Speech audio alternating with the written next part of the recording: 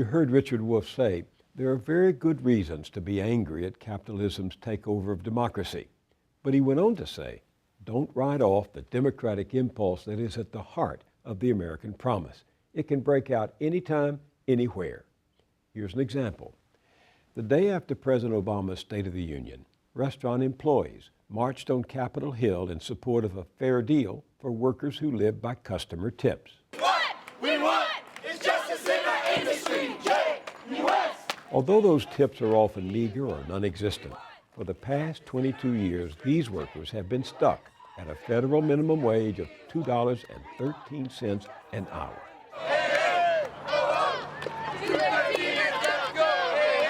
At the head of the march, Saru Jayaraman. Rock United! The organization she co-founded, Restaurant Opportunity Centers United, is fighting to improve wages and working conditions for the people who cook and serve the food we eat at restaurants and then clean up when we're done. Because restaurant workers, they serve us and they should be able to put food on their own tables. Outside the Capitol, she and the protesters are joined by Congresswoman Rosa DeLauro of Connecticut. Storm that hill! Make the difference! Inside, the activists are greeted by Congresswoman Donna Edwards of Maryland, who with DeLauro has introduced legislation raising the minimum wage for tipped workers. I know that when I waited tables, I didn't just do it because I needed some extra change. I did it because I had to pay my rent. I did it because I had to make sure that I had food in my refrigerator. I did it because I needed transportation to get back and forth to school. It was a job. Saru Jayaraman's new book, Behind the Kitchen Door, is an insider's exposé of what it's really like to work at the lowest rungs of the restaurant industry. There are actually now over 10 million restaurant workers in the United States. 7 of the 10 lowest paying jobs in America are restaurant jobs, and the 2 absolute lowest paying jobs in America are restaurant. Dishwashers and fast food preps and cooks are the 2 absolute lowest paying jobs in America. These workers earn poverty wages because the minimum wage for tipped workers at the federal level has been frozen for 22 years at $2.13 an hour.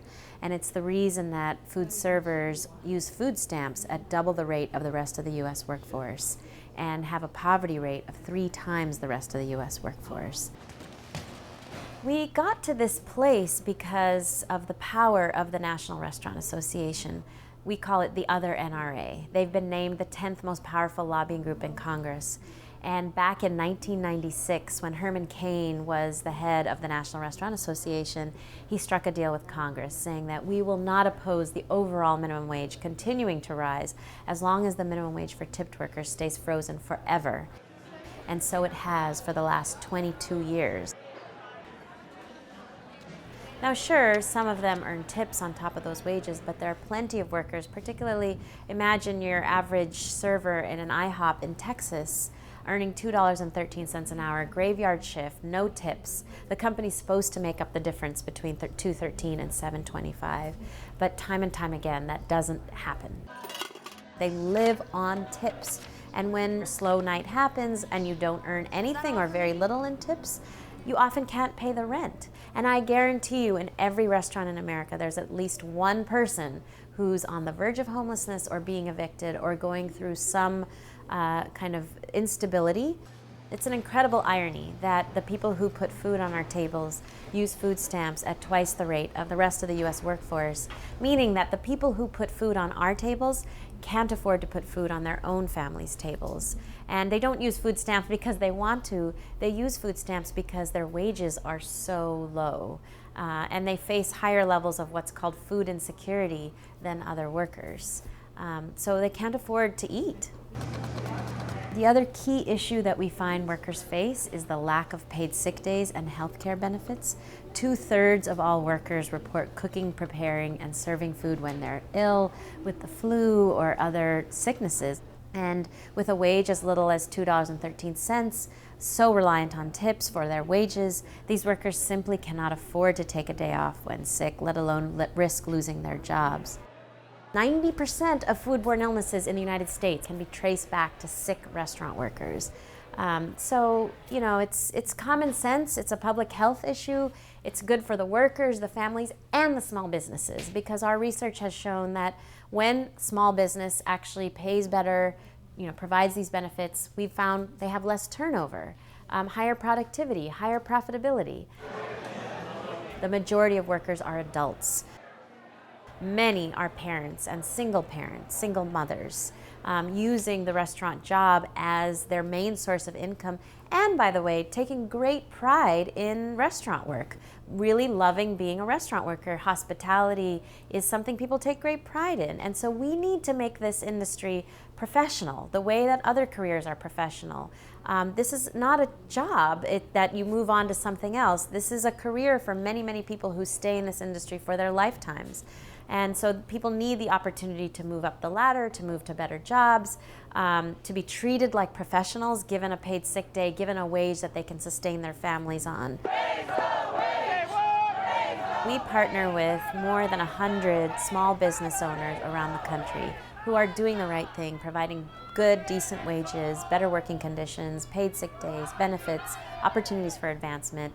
These employers don't charge exorbitant amounts to their customers. Their prices are very comparable to everybody else, but they've worked it into their business plan. And we have them organized into a restaurant industry roundtable and offer assistance, advice, both from them and from us about how any restaurant owner could do better, could provide better wages and not have exorbitant prices.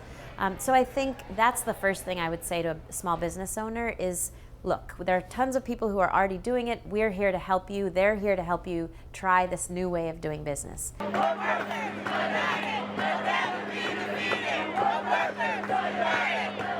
Acting on that democratic impulse, Saru Jayaraman and the protesting workers marched from Capitol Hill to the Capitol Grill Steakhouse, owned by one of the biggest restaurant chains in America. 86,000 customers of yours have signed a petition calling on you to pay a minimum of at least $5 an hour to your workers, because $2.13 is just not enough to live on. So here you go. Thank you. Thank you. A final thought. Watching those workers, it occurs to me that a capitalist system that no longer meets most people's needs simply cannot last. It may survive for a time by fraud, farce, or force, but once the capacity or the will for self-correction has been lost, so too is lost its reason to be, except to enrich the few at the expense of the many. Sooner or later, the oppressive thumb of the 1% has to be lifted, either voluntarily removed or severed by public anger and popular will. For the moment, those restaurant workers still believe in democracy, still believe they can undo politically what predatory capitalism has done to them economically, still believe their cry for justice will be heard. And if it isn't, what then are their choices? What would you do? Tell us at our website, billmoyers.com.